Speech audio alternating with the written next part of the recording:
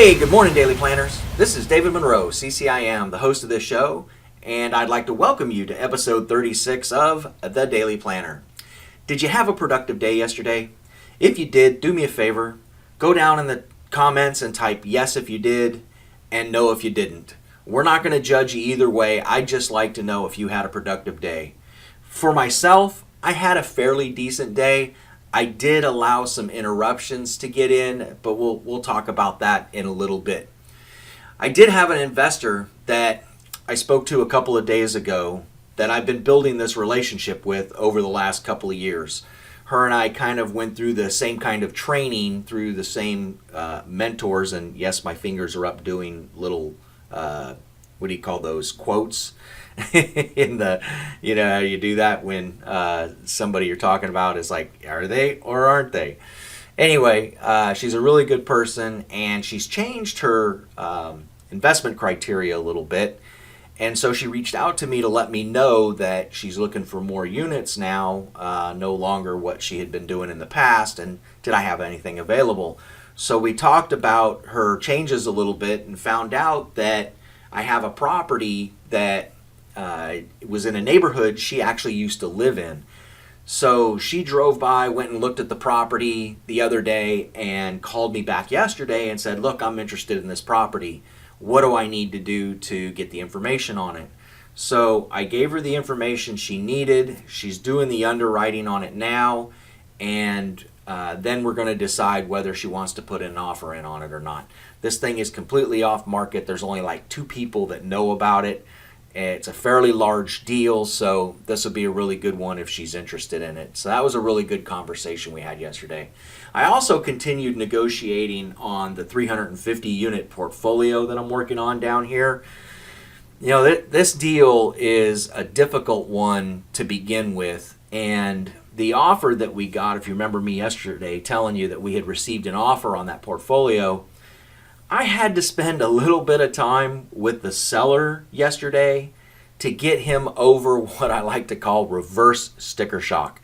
When you look at sticker shock, it's because the price is like, oh, that's really high. Well, in this case, it was like, oh, wow, that's really low. And really the only reason is because the buyers really didn't have enough information on this really difficult transaction to be able to put something together that would be more amenable to the seller to understand.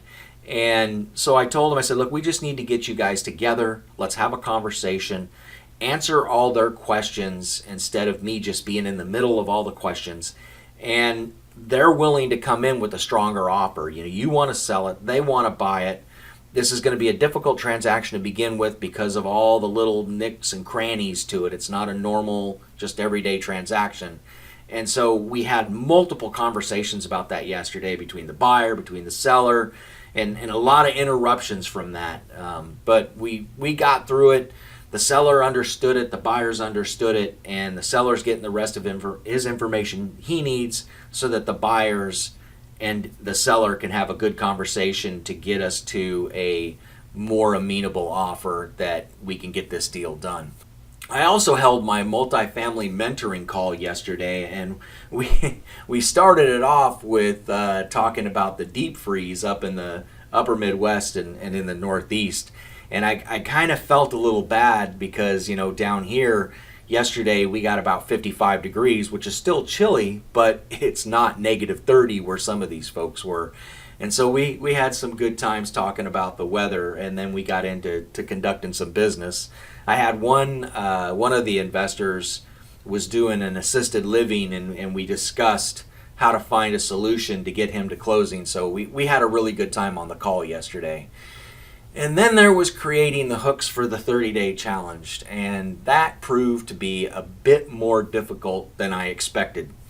If you remember, my focus for yesterday was to create the hooks and the new stories for the offers, and as well as getting some prospecting and some deal making done throughout the day.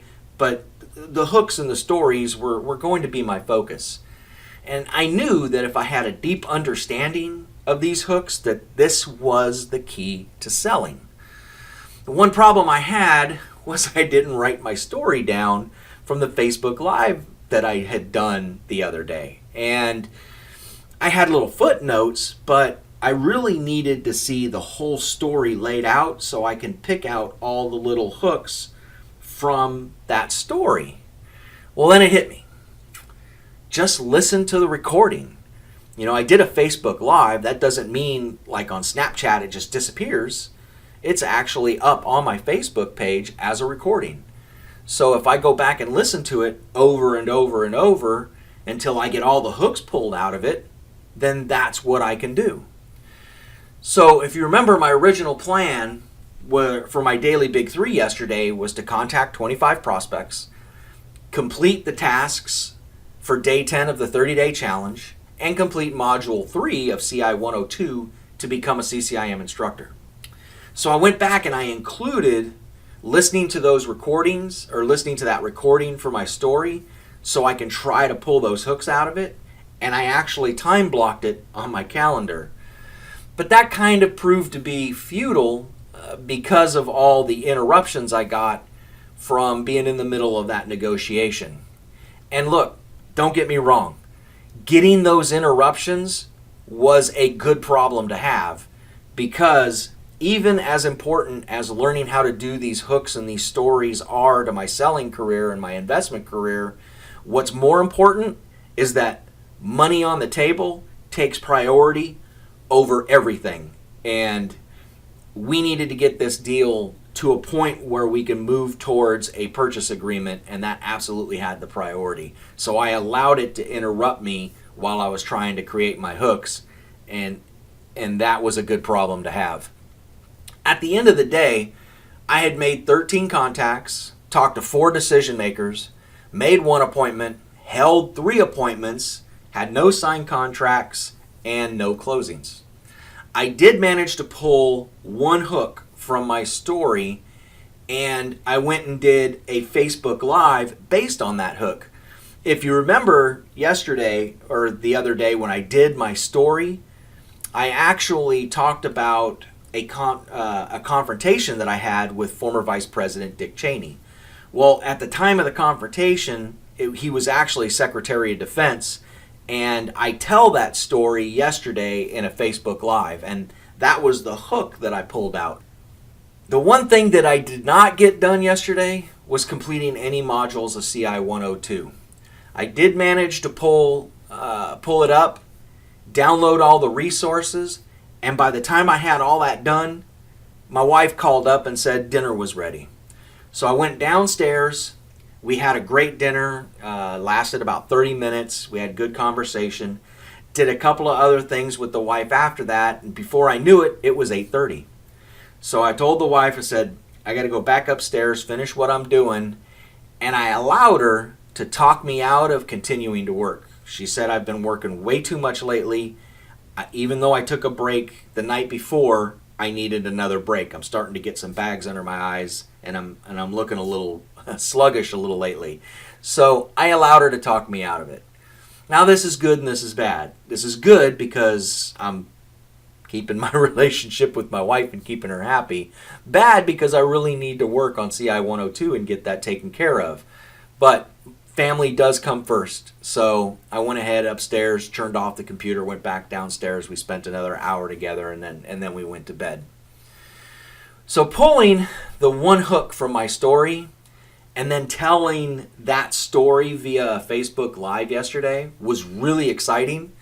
And it was an eye-opener at the possibilities that this framework is going to help me in building my sales and investment career.